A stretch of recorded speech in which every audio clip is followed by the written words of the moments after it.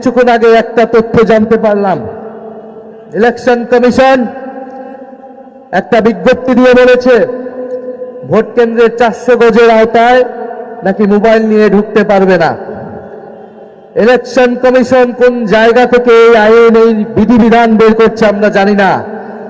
কার plan, কার পরিকল্পনা মোতাবেক election commission কাজ করছে এটা জনগণের সামনে স্পষ্ট হচ্ছে।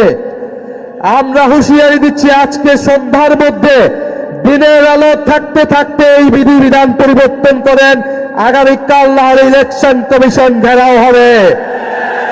আমরা এতদিন কিছু বলি নাই, সব সহ্য করে গিয়েছি। ইলেকশনের দ্বার প্রান্তে এসে, ইলেকশনের প্রাক্কালে এসে এই ধরনের ভোট কারচুপি, মিডিয়াকে ব্ল্যাক আউট করে দেওয়া হবে, মানুষের কণ্ঠস্বর, মানুষের তথ্য অধিকারকে রোধ করে দেওয়া হবে। এই ধরনের কোন আইন করা হলে সেই আইন মেনে নেওয়া হবে না ইনশাআল্লাহ। আমাদের প্রতিনিধিরা আজকে ইলেকশন কমিশনে যাচ্ছে।